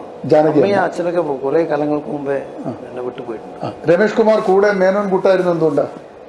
കൂട്ടിയില്ലാതെ ഉള്ളൂ. അങ്ങനെ പ്രത്യേകിച്ച് ആ കാലഘട്ടത്തിൽ എല്ലാവരും ഒരു മേനോൻ പദവിയൊക്കെ മേനോൻ നായർ നമ്പ്യാർ എന്നൊക്കെ പറഞ്ഞ അധ്യാപനത്തിന്റെ പ്രൗഢിയിൽ കൂട്ടാറില്ല. അത് വേണ്ടാ തീരുമാനിച്ചതാണ്. അതിന്റെ ആവശ്യമില്ല. നിങ്ങൾ എത്ര മക്കളായിരുന്നു? നമ്മൾ 7 മക്കളാണ്. 4 സിസ്റ്റേഴ്സും 2 ബ്രദേഴ്സും. I am the youngest. ബാക്കിയുള്ളവരൊക്കെ? എൻ്റെ 4 സിസ്റ്റേഴ്സിനെ 2 സിസ്റ്റേഴ്സ് ജീവിച്ചിരിക്കും. 2 സിസ്റ്റേഴ്സ്, ഒരു സിസ്റ്റർ എറണാകുളത്ത്, ഒരു സിസ്റ്റർ തശ്ശേരിയിലുണ്ട്. സഹോദരങ്ങൾ? 2 സഹോദരന്മാരുണ്ടായിരുന്നു. ഒരു സഹോദരൻ എന്നെ വിട്ടുപോയി. വേറെ സഹോദരൻ സൗദിയിലായിരുന്നു കുറെ വർഷങ്ങളോളം. അദ്ദേഹം നാട്ടിലേക്ക് തിരിച്ചു. അപ്പൊ മൊത്തം 3 പേര് നമ്മോട് വിട പറഞ്ഞു. 3 പേര് വിട പറഞ്ഞു അല്ലേ? ഓക്കെ. താങ്കൾ ബാല്യകാലം പഠിച്ചതൊക്കെ എവിടെയാണ്? പഠിച്ചതൊക്കെ പ്രാഥമിക വിദ്യാഭ്യാസം ഇവിടെ തന്നെ ചെറുക്കൽ ഹൈസ്കൂളിലാണ് ഞാൻ പഠിച്ചത്. ചെറുക്കൽ രാജകുടുംബത്തിന്റെ പഠിച്ചത്. വലിയ തമ്പുരാനും ചെറിയ തമ്പുരാനും ഒക്കെയുള്ള വലിയ പരമ്പരയിൽപ്പെട്ട അവരുടെ സ്കൂളിൽ. പിന്നെ ഹൈസ്കൂളിൽ എവിടെയാണ്? SN കോളേജിലോട്ട് പോയി. അന്ന് പ്രീ ഡിഗ്രി ആയിരുന്നു. പ്രീ ഡിഗ്രി കഴിഞ്ഞിട്ട് അവിടെ തന്നെ ഡിഗ്രി എടുത്ത ശേഷം ഞാൻ എൻ്റെ ജോലിയിലേക്ക് കടന്നു. ജോലി എന്ന് പറഞ്ഞാൽ ഫാർമസ്യൂട്ടിക്കൽ കമ്പനിയിലാണ് എൻ്റെ തുടക്കം. ഒരു ചോദ്യം, ഈ 10ാം ക്ലാസ് പാസ്സാകുന്ന സമയത്ത്, ആ 10ാം ക്ലാസ് വരെ പഠിക്കുന്ന കാലഘട്ടത്തിൽ എന്താകണമെന്നാണ് താങ്കൾ മോഹിച്ചിരുന്നത്, ആഗ്രഹിച്ചിരുന്നത്? അഡ്വക്കേറ്റ് ആവണമെന്ന് മോഹിച്ചത്. അഭിഭാഷകനാകാനായിരുന്നു മോഹം. എന്തായിരുന്നു അങ്ങനെ തോന്നാൻ കാരണം? എൻ്റെ അച്ഛൻ്റെ ബ്രദർ ഒരു വക്കീലുണ്ടായിരുന്നു, ചാത്തുകോട്ട് നായർ. എവിടെയായിരുന്നു? തളപ്പില്. അത് ഞാൻ അവിടെ പോകുന്ന സമയത്ത് അവിടെ കുറെ ആൾക്കാർ കോട്ടൊക്കെ ഇരിക്കുന്നതാണ്. അന്ന് അതിന്റെ മനസ്സിലുള്ള ഒരു ആഗ്രഹമായിരുന്നു സത്യത്തിൽ. അവരോടൊക്കെ ഞാനിങ്ങനെ ചെറിയ കുട്ടിയാകുമ്പോൾ സംസാരിക്കാറുണ്ട്. അപ്പൊ കോട്ടൊക്കെ ഇട്ടങ്ങനെ അഭിഭാഷകരായിട്ട് ജഡ്ജിയുടെ മുന്നിൽ നല്ലൊരു ഫീൽ ചെയ്തു. ഒരു പ്രൊഫഷണൽ ഫീൽ ചെയ്യും. പിന്നെ ഇന്ററാക്ഷൻ വിത്ത് എല്ലാവരോടും ഞാൻ പഠിച്ചു വരുന്ന സമയത്തിന് ആഗ്രഹം ഉണ്ടായിരുന്നു. ചെറിയ 10th പഠിക്കുമ്പോൾ അങ്ങനെ ആഗ്രഹങ്ങൾ ഉണ്ടായിരുന്നു. രാഷ്ട്രീയം ഉണ്ടായിരുന്നു സ്കൂൾ കാലഘട്ടത്തിൽ? രാഷ്ട്രീയം ഒന്നും ഉണ്ടായിരുന്നു ഇല്ല. അത് കഴിഞ്ഞ് പ്രീ ഡിഗ്രിക്ക് പോയപ്പോഴോ? പ്രീ ഡിഗ്രി കഴിഞ്ഞ സമയത്തും എനിക്ക് രാഷ്ട്രീയം ഒന്നും ഉണ്ടായിരുന്നില്ല. പ്രീ ഡിഗ്രി കഴിഞ്ഞു. ഡിഗ്രിക്ക് ഏത് ഗ്രൂപ്പാണ് അന്ന് എടുത്തിരുന്നത്? ഞാൻ എടുത്തിരിക്കുന്നത് കോമേഴ്സ്. അഭിഭാഷകനാകണം അല്ലേ? അങ്ങനെ പിന്നെ അതങ്ങനെ മാറി വന്നു. പല അന്നത്തെ സാഹചര്യം നിങ്ങൾക്ക് അറിയാം. കിട്ടുന്ന കോഴ്സിന് ചേരുകയാണ്. അന്നത്തെ കാലത്ത് പല പെർമിറ്റേഷൻ കോമ്പിനേഷൻ ഉണ്ട്, പല കാര്യങ്ങളുണ്ടല്ലോ. എന്തൊക്കെയാണ് ആ കാലഘട്ടത്തിലെ കാര്യങ്ങൾ നിങ്ങളുടെ മനസ്സിൽ വരുന്നത്? അന്ന് കാര്യങ്ങൾ വെച്ചാൽ അന്ന് നല്ല സുഖമായ ജീവിതമായിരുന്നു. അന്നെൻ്റെ അച്ഛന് ഇല്ല. അന്ന് എനിക്ക് ഡിഗ്രി കഴിഞ്ഞപ്പോൾ തന്നെ അച്ഛൻ പോയി. അന്ന് ഞാനും അമ്മയും ബ്രദേഴ്സൊക്കെ ഇവിടെയല്ല, അവരൊക്കെ പുറത്താണ്. സിസ്റ്റേഴ്സൊക്കെ 3 സിസ്റ്റർ കല്യാണം കഴിഞ്ഞ് പോയി. ഞാനൊരു സിസ്റ്റർ മാത്രമല്ല, അതായത് എൻ്റെ ജസ്റ്റ് മൂത്ത സിസ്റ്റർ ഞാനും മാത്രമേ ഉണ്ടായിരുന്നു അമ്മയുടെ കൂടെ. അത് കഴിഞ്ഞ് ഞാൻ ഡിഗ്രിക്ക് കയറുന്നു. ഡിഗ്രിക്ക് ഏതാണ് എടുത്തത്? ഡിഗ്രിക്ക് കോമേഴ്സ് തന്നെ എടുത്തത്. എന്നിട്ട് ഫാർമസ്യൂട്ടിക്കൽ കമ്പനി വരാനുള്ള കാരണം നിമിത്തമാണത്. അന്ന് ഒരു ഫാർമ ഡിസ്ട്രിബ്യൂഷൻസിൻ്റെ ചെറിയ ഫാർമ ഡിസ്ട്രിബ്യൂഷൻ അതിൻ്റെ മാനേജറായിട്ട് തന്നെ എനിക്ക് ജോലി കിട്ടി. കഴിഞ്ഞിട്ട് റിസൾട്ട് വന്നില്ല. അതിന് മുമ്പേ കമനാൽ ഇന്റർനാഷണൽ എന്നുണ്ട്, ഇന്നും ഉണ്ടത്. അവിടെ ഒരു മാനേജറായിട്ട് എന്നെ ബാലകൃഷ്ണൻ എന്നുള്ള വ്യക്തി ഞാൻ പേഴ്സണലി അറിയുന്നതാണ്.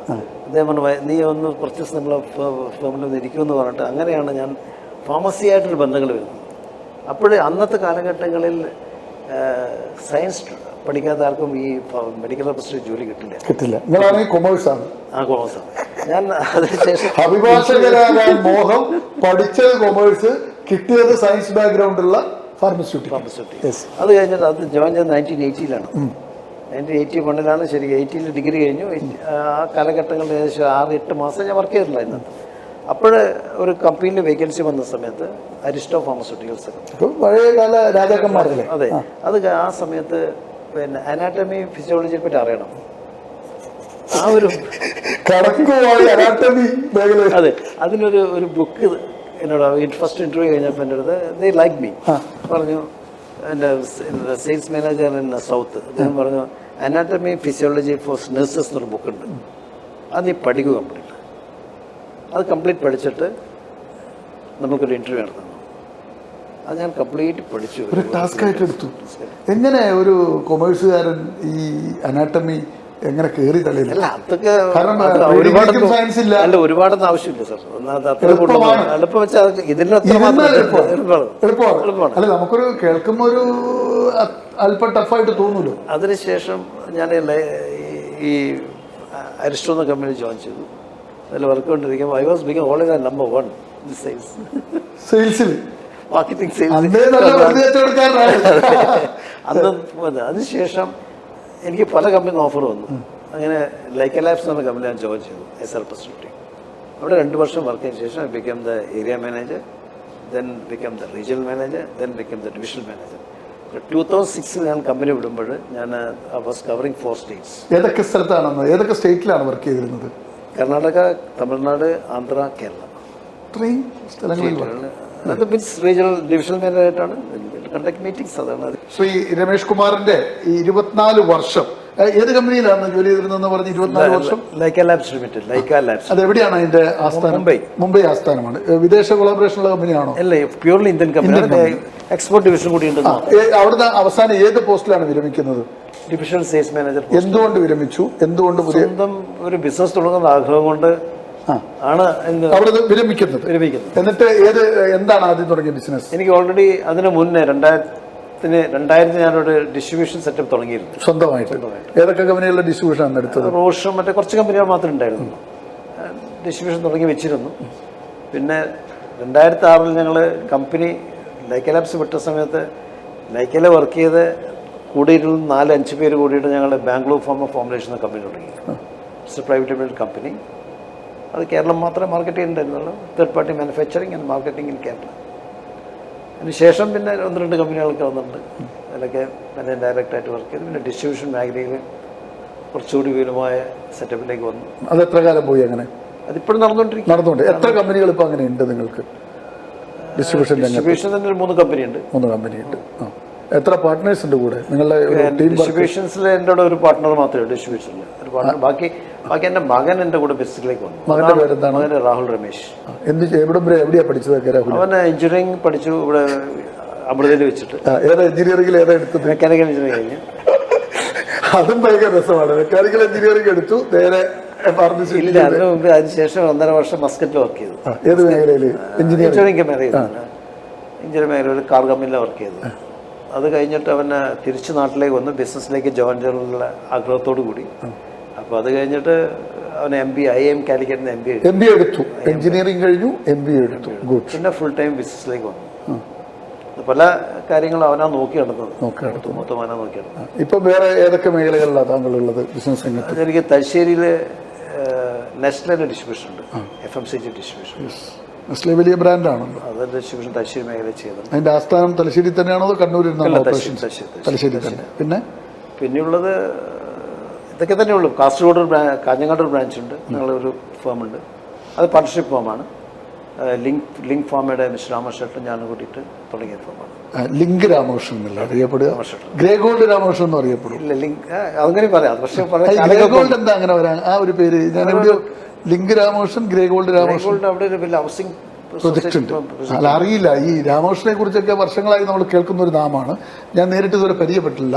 അപ്പോൾ ഇടയ്ക്ക് ലിങ്ക് രാമകൃഷ്ണൻ എന്ന് പറയും, ഇടയ്ക്ക് ഗ്രേ ഗോൾഡ് രാമകൃഷ്ണൻ. ഇത് രണ്ടും ഒന്ന് തന്നെയാണല്ലേ? അപ്പൊ വേറെ ആരൊക്കെയാ പാർട്ട്ണർഷിപ്പിലുള്ള? ഇതാ രാമകൃഷ്ണൻ. പ്രൈവറ്റ് കമ്പനീസ് ഉണ്ട്. കമ്പനീസാണ്. ആ ബിസിനസ് രംഗത്ത് അങ്ങനെ വളരെ സജീവമായിട്ട് പോകും. സജീവമായിട്ട് അതിനപ്പുറത്തേക്കുള്ളൊരു ചിന്ത എന്താണ് മനസ്സിൽ വിഭാവനം ചെയ്യുന്നത്? ഇനി അതിൽ വിപുലീകരിക്കാനുള്ള തീരുമാനം തന്നെയാണ്. എങ്ങനെയൊക്കെയാണ് സ്വപ്നം കാണുന്നത്? കൂടുതൽ ഏരിയയിലേക്ക് FMCG ബിസിനസ്സിലേക്ക് വരിക, അതുപോലെ തന്നെ ഫാർമസ്യൂട്ടിക്കൽ മേഖലയിലേക്കും മാത്രമല്ല ഡിസ്ഇൻഫെക്ഷൻ പ്രൊഡക്ട്സിൻ്റെ മേഖലയിലേക്കൊക്കെയാണ് മകൻ ട്രൈ ചെയ്തുകൊണ്ടിരിക്കുന്നത്. കുറച്ചങ്ങനെ ആ കാര്യങ്ങളൊക്കെ നോക്കുന്നുണ്ട്. ആ മേഖലയിലേക്ക് കൂടുതൽ സ്കോപ്പുള്ള കാര്യമാണ്. മകൻ ഇനി എഞ്ചിനീയറിംഗ് രംഗത്തേക്കല്ല, ബിസിനസ് അവനക്ക് അതൊക്കെ കഴിഞ്ഞിട്ട് 33 വയസ്സായില്ലേ? 33 വയസ്സായി. കല്യാണം കഴിഞ്ഞൊരു മോനുണ്ട്. അതെ, വ്യക്തിപരമായ കുടുംബങ്ങളെല്ലാം അറിയണം നമുക്ക്. ഇനി നമുക്ക് ഇപ്പൊ ഈ മെഡിക്കൽ രംഗത്തൊക്കെ വലിയ കോമ്പിനേഷൻ, വലിയ രീതിയിലുള്ള മത്സരം നടക്കുന്ന ഒരു കാലഘട്ടം ഇത്. കറക്റ്റ്. മരുന്ന് കമ്പനികൾ പലപ്പോഴും ഈ മരുന്നുകളുടെ ഗുണനിലവാരം സംബന്ധിച്ചൊക്കെ വലിയ ആരോപണങ്ങളും ഇപ്പം ഒരിക്കൽ വന്ന് പാരസെറ്റമോൾ ഉപയോഗിച്ച ആളുകളെല്ലാം അവർക്ക് ഭീഷണി വന്നുകൊണ്ട് ഭയങ്കര അപകടകാരിയാണ് ഇതെന്ന് പറഞ്ഞു വന്നു. ഇപ്പം അതുകൂടാതെ ഈ വാക്സിൻ എടുത്ത ആളുകളെ ആശങ്കപ്പെടുത്തുന്നു. ഈ മേഖലയിൽ പ്രവർത്തിക്കുന്ന താങ്കളുടെ ഒരു അനുഭവം ഒന്ന് ഷെയർ ചെയ്യാൻ പറ്റും? പക്ഷെ ഇതൊക്കെ ഈ പറയുന്ന ആൾക്കാരൊന്നും ഈ ഫീൽഡിലുള്ള ആൾക്കാരല്ല. അല്ല. അത് ന്യൂസ് വേണ്ടി പല കാര്യങ്ങൾ പറയുന്നു. ഈ ആരോഗ്യ രംഗത്ത് ഈ ഇത്തരം മെഡിസിൻ മേഖലകളിൽ, ഫാർമസി മേഖലകളിലുള്ള ഒരു പ്രചരണം എന്താ വെച്ചാൽ പല സ്ഥലത്തും കുടിൽ വ്യവസായം പോലെ മരുന്നുകൾ ഉണ്ടാക്കുന്നു, അതിങ്ങോട്ട് ഡംപ് ചെയ്യുന്നു. പ്രത്യേകിച്ച് അതിൻ്റെ മാർക്കറ്റ് കേരളമാണ്. ഇന്ത്യയിലെ സംസ്ഥാനങ്ങളിൽ വെച്ച് ഏറ്റവും കൂടുതൽ മരുന്ന് വിഴുങ്ങുന്ന മനുഷ്യർ കേരളത്തിലാണ് എന്നാണ് വ്യാപകമായി ആളുകൾ പറഞ്ഞ് നടക്കുന്നത്. അത് പിന്നെ സത്യത്തിൽ പറയുകയാണെങ്കിൽ കേരളം എന്ന് പറഞ്ഞാൽ വളരെ ചെറിയൊരു സ്റ്റേറ്റാണ്. ഇപ്പോൾ കമ്പയറിങ് ടു ആന്ധ്ര, തമിഴ്നാട്, അവിടെയുള്ള പോപ്പുലേഷൻ കേരളത്തിലെ പോപ്പുലേഷൻ ഒരുപാട് വ്യത്യാസമുണ്ട്. അപ്പോൾ ഈ പോപ്പുലേഷൻ്റെ കാര്യത്തിൽ, പിന്നെ മരുന്നിൻ്റെ കാര്യത്തിലൊക്കെ ആൾക്കാരൊക്കെ, ഇവിടെയുള്ള ആൾക്കാരൊക്കെ കുറേ ബോധവാന്മാരാണ്. കുറേയൊക്കെ ബോധവാന്മാർ. ഇന്നത്തെ സിറ്റുവേഷൻ, പഴയ സിറ്റുവേഷനൊക്കെ മാറി. ഇന്ന് ഡോക്ടർമാർ മരുന്ന് എഴുതുമ്പോഴും പഴയ ഒരു 40 to 50% ആൾക്കാർക്ക് ഇന്ന് മരുന്നിനെ പറ്റി ചെറിയൊരു വിവരമൊക്കെ ഉണ്ട്. അല്ല, അതിലൊരു ചെറിയ പ്രശ്നമുണ്ട്. ഇപ്പോൾ ഒരു ഡോക്ടർ ഒരു മരുന്ന് പ്രിസ്ക്രൈബ് ചെയ്താൽ പോലും അത് ഗൂഗിളിൽ അടിച്ചു നോക്കിയിട്ട് അതിൻ്റെ പോസിറ്റീവും നെഗറ്റീവായിട്ട് വീണ്ടും ഡോക്ടർ അടുത്തെത്തുന്ന ആളുകളുണ്ട്. ഈ ഗൂഗിളിൽ കിട്ടുന്നതല്ല കറക്റ്റ് ആയിരിക്കും. അതിൽ സത്യത പറയുകയാണെങ്കിൽ അരവൈദ്യന് ആളെ കൊണ്ടെന്നുള്ള സ്ഥിതി, അതുപോലെ പല ആൾക്കാരുടെ മരുന്നിനെ പറ്റിയിട്ട് വലിയൊരു ദാഹ്യമായ വിവരമില്ലെങ്കിലും അവരത് പറ്റിയിട്ട് മനസ്സിലാക്കിയിട്ട് അതിൻ്റെ സൈഡ് എഫക്റ്റ് ഉണ്ടെങ്കിൽ ചെറിയ സൈഡ് എഫക്ട്സ് ഉണ്ടാവും എന്നാണ് നമ്മൾ പറയാം. സാറിന് എഫക്റ്റ് ഉണ്ടെങ്കിൽ സൈഡ് എഫക്റ്റ് കുറച്ച് കാണും, പോസിറ്റീവ് ഉണ്ടെങ്കിൽ നെഗറ്റീവ് ഉണ്ടാവും. അത് ഇതായിട്ട് പറയുന്നില്ല എഫക്റ്റിൻ്റെ സൈഡ് എഫക്ട്സ് ഉണ്ടാകുന്ന കാര്യത്തെ പറ്റി. പക്ഷേ അത് സൈഡ് എഫക്ട്സിൻ്റെ കാരണം അത് ഒരുപാട് കാലങ്ങളോളം കഴിക്കുമ്പോഴാണ്. നിങ്ങൾക്കിപ്പോൾ ഒരു പനി വന്നിട്ട് നിങ്ങൾ പാരസെറ്റമോൾ 4 ദിവസം 5 ദിവസം കഴിച്ച് 3 ദിവസം കഴിച്ചു കഴിഞ്ഞാൽ അത് കഴിഞ്ഞ് നിങ്ങൾ എല്ലാ ദിവസവും പാരസെറ്റമോൾ കഴിക്കുന്നില്ല. കിഡ്നിക്ക് എഫക്ട് ചെയ്യുന്നു, പാരസെറ്റമോൾ കിഡ്നിക്ക് എഫക്ട് ചെയ്യുന്നു. പക്ഷേ കിഡ്നിക്ക് എഫക്ട് ചെയ്യുന്ന ഒരു കൊല്ലം കണ്ടിന്യൂസ് നിങ്ങൾ കഴിക്കുന്നില്ലല്ലോ. നിങ്ങൾ കഴിക്കുന്ന പനീൻ്റെ അങ്ങനെ വന്നു കഴിഞ്ഞാൽ എങ്ങനെ എഫക്ട് ചെയ്യാമെന്ന് ഞാൻ ചോദിക്കുന്നത്. ഈ മെഡിക്കൽ കമ്പനികളും എന്തായാലും താങ്കൾ ഒരു ചോദ്യം കൂടി ചോദിക്കാം. ഈ മെഡിക്കൽ കമ്പനികളും ഡോക്ടേഴ്സും തമ്മിലുള്ള ഒരു അവിഹിത കൂട്ടുകെട്ടുകളെ കുറിച്ച് എപ്പോഴും കേൾക്കാറുണ്ട് നമ്മൾ. അവരുടെ വിദേശ യാത്രകളും എല്ലാം സ്പോൺസർ ചെയ്യുന്ന കമ്പനികളാണ്. അപ്പോൾ അങ്ങനെ ഈ വേണ്ടാത്ത മരുന്നുകൾ പോലും രോഗികളിൽ അടിച്ചേൽപ്പിക്കുന്നു എന്നൊക്കെ പറയുന്നുണ്ട്. എന്താണ് അതിൻ്റെയൊക്കെ ഒരു കാരണവശാലും ഡോക്ടേഴ്സ് അങ്ങനെ എഴുതില്ല. അവർക്ക് അവരെ പേഷ്യൻസ് ആണ് ഏറ്റവും വലുത്. ഇതൊക്കെ വെറും പ്രചരണങ്ങൾ മാത്രം. കുറേയൊക്കെ പ്രചരണം. യെസ്. ഇനി താങ്കളുടെ കുടുംബ ജീവിതത്തിലേക്കൊന്ന് വരാം. ഒരാളുടെ വളർച്ചയ്ക്ക് മാതാപിതാക്കളെ കുറിച്ച് പറഞ്ഞു, സഹോദരങ്ങളെ കുറിച്ച് പറഞ്ഞു. ജീവിത പങ്കാളി ആരാണ്? അവരുടെ പേരെന്താണ്? എൻ്റെ വൈഫ് 34 വർഷം മുമ്പാണ് എന്നെ കല്യാണം കഴിഞ്ഞത്. എന്താണ് പേര്? ഷീല രമേശ്. എവിടെയാണ് വീട്? അവർ വീട് കാലിക്കറ്റിലാണ്. എങ്ങനെയാണ് ആ ഒരു സൗഹൃദം ഉണ്ടായത്? ഒരു ജീവിത പങ്കാളി എങ്ങനെ കാലിക്കറ്റ് മാട്രിമോണിയൽ വഴി കണ്ടെത്തി? അവർ എന്താണ് പ്രൊഫഷൻ? അവർ ശരിക്കും ആള് MA കഴിഞ്ഞിട്ട് BEd എടുത്ത് കിട്ടിയ. BEd ആണെങ്കിൽ അധ്യാപികയായിട്ടുണ്ടാവണം. അധ്യാപിക ആയിട്ടില്ല. കാരണം എന്താ വെച്ചാൽ എനിക്ക് പേരൻസ് ഇല്ല. അപ്പം ഞാൻ കാലിക്കറ്റ് നിന്ന്, ഞാൻ കണ്ണൂരാണ് എൻ്റെ വീട്. ഇവിടെ കുട്ടികളൊക്കെ ആയി കഴിഞ്ഞാൽ വീട്ടിലാരും ഇല്ലാത്ത സിറ്റുവേഷനാണ്. അപ്പം ജോലിക്ക് പോകാൻ പറ്റാത്ത സാഹചര്യം വന്നു. അല്ലെങ്കിൽ അവർക്ക് അവിടെ കാലിക്കറ്റ് സ്കൂളൊക്കെ ഉണ്ട്. അപ്പം എൻ്റെ ഫാദറിൻ്റെ മാഷാണ്. അവർക്ക് സ്കൂളൊക്കെ ഹൈസ്കൂൾ അവിടെ മാനേജ്മെന്റ് സ്കൂളുണ്ട്. പക്ഷെ അധ്യാപിക ആയില്ല. നിങ്ങളുടെ ജീവിത പങ്കാളി എന്ന പദവിയിൽ തന്നെ ഇന്നും തുടരുന്നു. ബിസിനസ് രംഗത്തേക്ക് വന്നിട്ടുണ്ടോ? അത്യാവശ്യമൊക്കെ വന്നിട്ടുണ്ട്. കുറച്ചൊക്കെ സഹായങ്ങളൊക്കെ ഉണ്ടായിരുന്നു. അതും കണ്ടിന്യൂസ് ആയിരുന്നു. മക്കൾ എത്ര പേരാണ്? മൂത്ത മകൻ ഞാൻ പറഞ്ഞ എൻ്റെ കൂടെ ബിസിനസ്സുള്ള രാഹുൽ രമേശ്. അദ്ദേഹത്തിന്റെ ജീവിത പങ്കാളി വടകരയാണ്. എന്താ പേര്? ഏതാ മകന്റെ ഭാര്യയുടെ പേരെന്താണ്? ജീവിത പങ്കാളിയുടെ പേര്? ഞാൻ മോള് വിളിക്കണം. പെട്ടെന്ന് പെട്ടെന്ന് ജീവിത പങ്കാളി എന്ന് പറയുമ്പോൾ മകന്റെ ജീവിത പങ്കാളി എന്ന് പറയുമ്പോൾ പെട്ടെന്ന് സ്ട്രൈക്ക് ചെയ്യുന്നില്ല അല്ലേ? എന്താണ് മകളുടെ പേര്? നമ്മൾ ചിഞ്ചു എന്ന് വിളിക്കുകയാണ്. എത്ര കുട്ടികളാണ് നിങ്ങൾക്ക്? എനിക്ക് രണ്ടാംകുട്ടിലാണ്. രണ്ടാമത്തെ ആള് ഇപ്പം ഇവിടെ അഞ്ചരക്കണ്ടി ഡെന്റൽ കോളേജ് അസിസ്റ്റന്റ് പ്രൊഫസറായി ജോയിൻ ചെയ്തു. മാരീഡ് ആണോ? അല്ല, ഇപ്പം മാരേജ് ഇപ്പം പ്രപ്പോസൽ ഫിക്സ് ചെയ്തിട്ടുണ്ട്. അപ്പൊ ഡിസംബറിൽ നമുക്കൊരു നല്ല ഭക്ഷണം കഴിക്കാം, നല്ലൊരു ആഘോഷത്തിൽ പങ്കെടുക്കാം. എന്താണ് ഇപ്പൊ ഇത്രയും കാലത്തെ ജീവിത അനുഭവം? 4 നൂറ്റാണ്ട് കാലം ഫാർമസ്യൂട്ടിക്കൽ രംഗത്ത്, അതോടൊപ്പം തന്നെ കണ്ണൂരിലെ സാംസ്കാരിക വ്യവസായ എല്ലാ മേഖലകളിലും താങ്കളുടെ സാന്നിധ്യം കാണാറുണ്ട്. ഈ ജീവിതത്തെ, ഇതുവരെയുള്ള ജീവിത അനുഭവങ്ങൾ താങ്കളിൽ ഉണ്ടാക്കിയ മാറ്റങ്ങൾ, സമൂഹത്തിന് താങ്കൾക്ക് കൊടുക്കാനുള്ള അനുഭവത്തിന്റെ വെളിച്ചത്തിൽ കൊടുക്കാനുള്ള ഒരു സന്ദേശം പുതിയ തലമുറയ്ക്ക് എനിക്ക് കൊടുക്കുന്ന സന്ദേശം, നമ്മൾ we are to be very sincere with people. സത്യസന്ധതയായിരുന്നു. ഈ സത്യസന്ധതയ്ക്കും ആത്മാർത്ഥതയ്ക്കും എന്നും വിലയുണ്ട്. വലിയൊരു കാര്യമാണ്. നമ്മൾ ഏത് കാര്യത്തിന് മുകളിലും ആരോട് ഇടപെടുന്ന സമയത്ത് നമ്മൾ ശ്രദ്ധിക്കേണ്ട കാര്യം, നമ്മളെ കൊണ്ട് ചെയ്യാൻ പറ്റുന്ന കാര്യങ്ങൾ മറ്റുള്ളവർക്ക് ചെയ്യാനുള്ള ബോധം നമുക്കുണ്ടാകും. ആ ഒരു കാര്യം ഇന്നത്തെ തലമുറക്ക് ഞാൻ എപ്പോഴും പറയുന്നതാണ്. Because we have to be sincere with people. പിന്നെ എളിമ, മൂത്തവരെ ബഹുമാനിക്കാൻ നമ്മളെന്നും ശ്രദ്ധിക്കും. അതില്ലല്ലോ, ആ കാലം മാറിയില്ല. അതാണ് എനിക്ക് സമൂഹത്തോട് പറയാനുള്ളത്. നമ്മളെ ആരോ എന്തോ ആവട്ടെ, വിദ്യാഭ്യാസപരമായിട്ട് നമ്മളൊക്കെ ചെറിയ കുട്ടികളൊക്കെ ഉന്നതിയിലെത്തിയിട്ടുണ്ടാവും. പക്ഷേ അവരെന്നും എളിമയോട് സംസാരിക്കാനും എളിമയോട് പ്രവർത്തിക്കാനും അതുപോലത്തെ സത്യസന്ധതയോട് പ്രവർത്തിക്കാനും തയ്യാറായ വലിയ വിജയം. നമ്മുടെ സമയം തീർന്നു. ശ്രീ രമേഷ് കുമാർ അവസാനം പറഞ്ഞ 2 കാര്യങ്ങളാണ് ഇന്നത് നഷ്ടപ്പെട്ടുകൊണ്ടിരിക്കുകയാണ്. 1 സത്യസന്ധത, 2 എളിമ. സത്യസന്ധതയ്ക്കൊക്കെ ഇന്ന് കുറച്ച് കോട്ടം തട്ടിയിട്ടുണ്ട്. അതുപോലെ എളിമ എന്ന് പറയുന്നത് ഒരു പക്ഷേ നമ്മുടെ നാട്ടിൽ നിന്ന് അങ്ങ് തുടച്ച് നീക്കപ്പെട്ടുകൊണ്ടിരിക്കുകയാണ്. ഇത് രണ്ടും ഒരു മനുഷ്യൻ, അതോടൊപ്പം തന്നെ കഠിനാധ്വാനവും ഉണ്ടെങ്കിൽ നമുക്ക് ജീവിതത്തിൽ വലിയ വിജയങ്ങൾ നേടാം.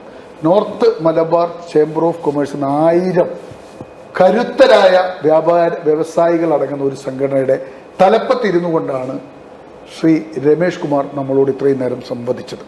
ഒരു ബിസിനസ് മാഗ്നറ്റാണ്. എന്നാൽ സംഘടനാ രംഗത്തും അദ്ദേഹം പറഞ്ഞ് ചേർത്ത് പിടിച്ചുകൊണ്ട്, അദ്ദേഹം പറയുമ്പോൾ ആവർത്തിച്ച് പറഞ്ഞൊരു വാക്കുണ്ട്, എനിക്കൊറ്റയ്ക്ക് ഒന്നും നടക്കില്ല. മുൻ പ്രസിഡന്റുമാരും ഇപ്പോഴത്തെ ഭാരവാഹികളും ഞങ്ങളുടെ അംഗങ്ങളും ചേർന്ന് നിന്നപ്പോഴാണ് ഞങ്ങൾക്ക് വിജയം നേടാൻ കഴിഞ്ഞത്. നമ്മളിപ്പോൾ ഞാൻ എന്ന് ആവർത്തിച്ച് പറയുന്നൊരു കാലഘട്ടമാണ്. ഞങ്ങൾ എന്ന് പറയാനുള്ള മനസ്സാണ് ശ്രീ രമേഷ് കുമാർ കാണിച്ചത്. രമേഷ് കുമാറിനെ പോലുള്ളവരുടെ ജീവിതം പുതുതലമുറയ്ക്ക് ഒരു പഠനമാണ്. പഠിക്കാനുണ്ട്, വളരാൻ, ജീവിതത്തിൽ വലിയ വിജയങ്ങൾ നേടാൻ ഇത്തരം മനുഷ്യർ നമുക്കൊരു മാതൃകയാണ്. ആ മാതൃകയാണ് നിങ്ങൾക്ക് മുന്നിൽ ഞങ്ങൾ അവതരിപ്പിക്കുന്നത്. അതുകൊണ്ട് ഈ സക്സസ് സ്റ്റോറിയുടെ ഈ എപ്പിസോഡ് നിങ്ങൾക്കും ഒരു അനുഭവമാകട്ടെ, ഒരു പാഠമാകട്ടെ, ജീവിതത്തിൽ അനുകരിക്കാൻ സാധിക്കട്ടെ എന്ന് മാത്രം പറഞ്ഞുകൊണ്ട് നിർത്തുന്നു. സക്സസ് സ്റ്റോറിയുടെ ഈ എപ്പിസോഡിൽ വിലയേറിയ സമയം ഞങ്ങൾക്ക് വേണ്ടി ചിലവഴിച്ച ശ്രീ രമേഷ് കുമാറിന് സക്സസ് സ്റ്റോറിയുടെ നന്ദി, നമസ്കാരം. നന്ദി.